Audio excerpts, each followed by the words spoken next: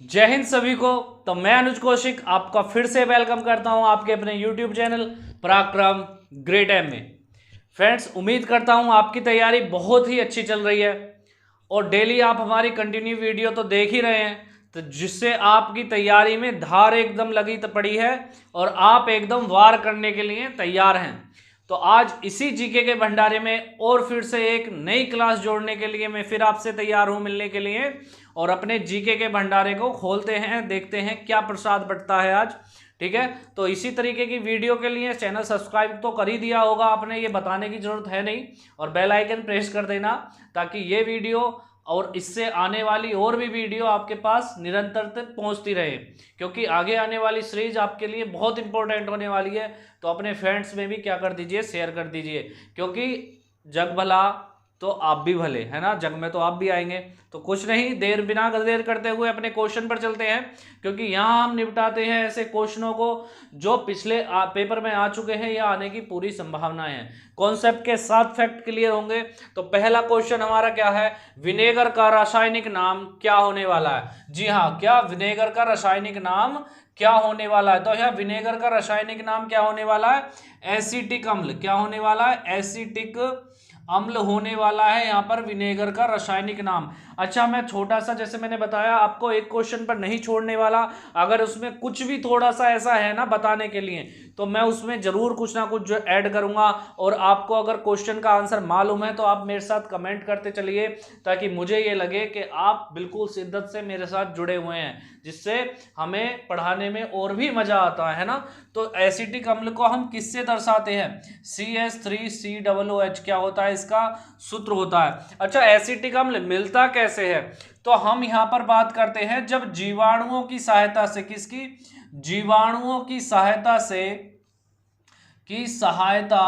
से जब हम क्या करते हैं, एथेनॉल का, किसका, इथेनॉल का क्या कराया जाता है, किण्वन कराया जाता है। क्या कराया जाता है, किण्वन कराया जाता है। तो हमें क्या प्राप्त होता है, हमें विनेगर प्राप्त होता है। क्या प्राप्त होता है, विनेगर प्राप्त होता है। बात क्लियर है। आप नोट्स बनाते चलिए साथ के साथ, गारंटी दे रहा हूं अगर आप हमसे इसी तरीके से जुड़े हुए रहे तो जीएस में आपको सटीक से सटीक अंक मिलेंगे।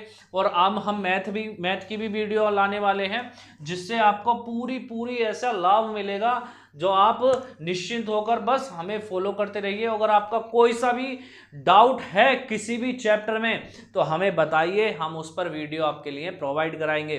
ठीक है ना। तो अपने का यही फर्ज होता है कि हम आपका हर स्थिति में साथ दें। तो यही है कि विनेगर क्या है, जीवाणुओं की सहायता से इथेनॉल का किण्वन। अब ये किण्वन होता क्या है, किण्वन होता क्या है, तो किण्वन वही प्रक्रिया होती है जिसके द्वारा शराब को बनाया जाता है। किण्वन वही प्रक्रिया होती है जिसके द्वारा अंगूर या किसी भी चीज के जूस को निकाला जाता है, यानी कि जीवाणुओं के द्वारा क्रिया कराई जाती है। किण्वन क्या है, जटिल कार्बनिक अम्ल को, जटिल कार्बनिक यौगिकों को सरल कार्बनिक यौगिक में बदलने की क्रिया को ही क्या कहते हैं, हम किण्वन कहते हैं। और ये क्रिया किसके द्वारा कराई जाती है, जीवाणुओं के द्वारा कराई जाती है। क्लियर हो चुका है। अपना अगला क्वेश्चन पर आते हैं। जब शरीर में एलर्जी हो जाती है तो कौन सी औषधि उपयोग में आती है।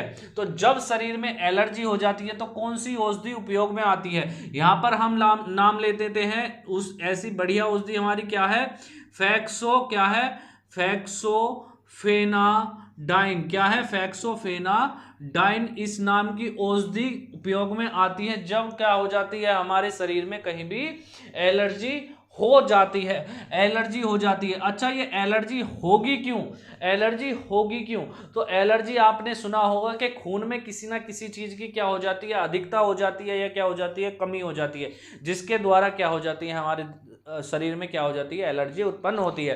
तो ये चीज क्या है, तो जब रक्त में हिस्टोसिन का क्या हो जाता है, स्त्राव होने लगता है। जब रक्त में हिस्टोसिन का क्या होने लगता है, स्त्राव होने लगता है, तो क्या हो जाता है, क्या उत्पन्न होती है, हमारी एलर्जी उत्पन्न होती है। तो क्या उत्पन्न होती है, हमारी एलर्जी उत्पन्न होती है। बात क्लियर है। अब एलर्जी क्या, एलर्जी में क्या क्या चीज है, एलर्जी में क्या क्या चीज आएंगी यहाँ पर, तो एलर्जी में यहाँ पर आने वाला है जैसे छींकना, छींकना भी एलर्जी से ही होता है। यहाँ पर आ जाएगा आपका दमा, दमा, दमा क्या होती है, सांस की बीमारी। और आपको एक और चीज आ जाएगी, क्या आ जाएगी, श्वसन दर की कमी, क्या आ जाएगी, श्वसन दर की कमी आ जाएगी। बात क्लियर है, की कमी। तो ये सारी चीजें हैं किसमें, एलर्जी में आती हैं। और ये किसके द्वारा होती हैं, हिस्टोसिन, हिस्टोसिन नामक स्राव के ज्यादा रक्त में फैल जाने के कारण। और दवा कौन सी दी जाती है, फेक्सोफेनाडाइन। छपने वाला प्रश्न है, आ सकता है। परम शून्य ताप किसे कहते हैं, तो परम शून्य ताप किसे कहते हैं, 0 केल्विन को क्या कहते हैं, परम शून्य ताप। परम शून्य ताप क्या है, 0 केल्विन। इसको न्यूनतम संभव मान के द्वारा नापा गया है। क्या मानते हैं इसको, न्यूनतम संभव मान कहा भी जाता है। क्या कहा जाता है, न्यूनतम संभव मान भी कहा जाता है। बात क्लियर है, नहीं यहीं पर ही क्लियर नहीं है। अच्छा, न्यूनतम संभव मान यानी कि परम शून्य ताप पर अणुओं की जो है, अणुओं की क्या होती है, आणविक गति क्या हो जाती है, रुक जाती है। अणुओं की क्या हो जाती है, आणविक गति रुक जाती है। और इतने पर ही क्या हम सीमित रहने वाले हैं, नहीं। और क्या हो जाता है, ऊर्जा, ऊर्जा अणुओं की जो है, अणुओं की ऊर्जा में भी क्या आ जाती है, कमी आ जाती है। यानी कि अणुओं की ऊर्जा बिल्कुल क्षीण हो जाती है, एनर्जी बिल्कुल लॉस्ट हो जाती है। बात क्लियर है। अपना अगला क्वेश्चन, क्वेश्चन नंबर 4 है, पश्चिम बंगाल का रानीगंज किस लिए प्रसिद्ध है। पश्चिम बंगाल का रानीगंज किस लिए प्रसिद्ध है, तो किस लिए प्रसिद्ध है भैया रानीगंज, कोयला उत्पादन के लिए। किसके लिए, कोयला उत्पादन के लिए। किसके लिए प्रसिद्ध है, कोयला उत्पादन के लिए, जो हमारे रेलवे में भी प्रयोग किया जाता है। बिल्कुल बहुत बेहतरीन क्वेश्चन हो गया है हमारा। अगला क्वेश्चन है हमारा, सीमेंट उद्योग में किसका उपयोग बड़ी मात्रा में किया जाता है। तो सीमेंट उद्योग में किसका प्रयोग सबसे बड़ी मात्रा में किया जाता है, पता है तो कमेंट बॉक्स में ठोको कमेंट। किया जाता है भैया जी, चूना पत्थर। किसका, चूना पत्थर। तो अब हम क्या इतने पर ही रुकने वाले हैं। एक बहुत ही बेहतरीन क्वेश्चन आपसे पूछने वाला हूं, कहां पर सबसे पहले सीमेंट का, सीमेंट, आधुनिक सीमेंट का निर्माण की गई फैक्ट्री का उद्घाटन हुआ या स्थापना हुई। तो सबसे कितना बढ़िया क्वेश्चन यहां आने वाला है। तो 1824 ईस्वी में कहां पर भैया जी, ब्रिटेन में। कहां पर भैया जी, ब्रिटेन में। ब्रिटेन के भी क्या, पोर्टलैंड में। ब्रिटेन के भी क्या, पोर्टलैंड में क्या हुआ, ब्रिटेन के पोर्टलैंड में आधुनिक सीमेंट, क्या आधुनिक सीमेंट बना, आधुनिक सीमेंट का निर्माण कार्य शुरू हुआ। बहुत बेहतरीन क्वेश्चन हो गए हैं हमारे पांचों के पांचों। अगले क्वेश्चन की तरफ चलते हैं। तो अपना अगला क्वेश्चन, क्वेश्चन नंबर 6 क्या होने वाला है, दक्षिण अफ्रीका के किस शहर में गांधी जी को श्वेत लोगों द्वारा पीटा गया और पटरी के नीचे फेंका गया। तो यह घटना कब घटती है, तो गांधी जी जब जाते हैं कब, कहां, दक्षिण अफ्रीका। तो दक्षिण अफ्रीका आखिर जाते क्यों हैं, तो दक्षिण अफ्रीका जाते हैं गांधी जी एक भारतीय व्यापारी जिसका नाम क्या था, अब्दुल्ला। क्या नाम था जिसका, अब्दुल्ला, का केस लड़ने के लिए, मुकदमा लड़ने के लिए। तो जब वो जाते हैं तो डरबन की एक जगह है, कहां पर, दक्षिण अफ्रीका में। तो दक्षिण अफ्रीका के डरबन में ही इनको क्या कर दिया जाता है, फेंका जाता है। ये डरबन से कहां जा रहे थे, प्रोटेरिया। कहां जा रहे थे, प्रोटेरिया। कहां जा रहे थे, प्रोटेरिया। तो इसके ही बीच यानी कि डरबन में ही क्या हो गया, इनका फेंक दिया गया। अगला अपना क्वेश्चन क्या है, भारतीय राष्ट्रीय कांग्रेस और मुस्लिम लीग 1916 में कहां एक साथ आए। तो इसका आंसर होने जाना है लखनऊ में आए। कहां आए जी, लखनऊ में आए। जब भारतीय राष्ट्रीय कांग्रेस का क्या था, भारतीय राष्ट्रीय कांग्रेस का था वार्षिक अधिवेशन। कहां, वार्षिक अधिवेशन कहाँ था? वार्षिक अधिवेशन तो लखनऊ में ही था, लखनऊ में ही था। जिसकी अध्यक्षता कौन कर रहे थे? अध्यक्ष कौन होने वाले थे जी? जल्दी से बता दीजिए। लखनऊ में वार्षिक अधिवेशन 1916 की अध्यक्षता किसने की? तो इन्होंने की। किन्होंने? अंबिका चरण मजूमदार, अंबिका चरण मजूमदार ने इनकी क्या की? अध्यक्षता की। तो यहाँ पर हमसे इनने पूछा है, किसने क्वेश्चन ने पूछा है कि मुस्लिम लीग 1916 में कहाँ एक साथ आए? तो कहाँ है? लखनऊ में। और कौन लाया? सबसे महत्वपूर्ण क्वेश्चन तो यही होने वाला है कि इन दोनों को साथ आखिर कौन लेकर आया? तो यहां पर लाए बाल गंगाधर तिलक। कौन लाए? बाल गंगाधर, बाल गंगाधर तिलक इनको क्या लेकर आए? साथ लेकर आए। किसको? भारतीय राष्ट्रीय कांग्रेस और मुस्लिम लीग को। बिल्कुल, वेरी गुड। और ये 1916 का लखनऊ समझौता भी कहा जाता है। तो क्वेश्चन किसी भी प्रकार से आ जाए, हम बिल्कुल रेडी हैं क्वेश्चन के सीने में झंडा गाड़ने के लिए। बहुत बढ़िया। लोकतांत्रिक विकेंद्रीकरण क्या है? तो लोकतांत्रिक विकेंद्रीकरण यहां पर होने वाला है, इसका अर्थ है स्थानीय सरकार से। किससे? स्थानीय सरकार से। थोड़ा सा मैं बता देता हूं स्थानीय सरकार क्या है। यानी कि शक्तियों को, यानी कि क्या? शक्तियों को निचले सोपान यानी राष्ट्रीय के निचले सोपान पर,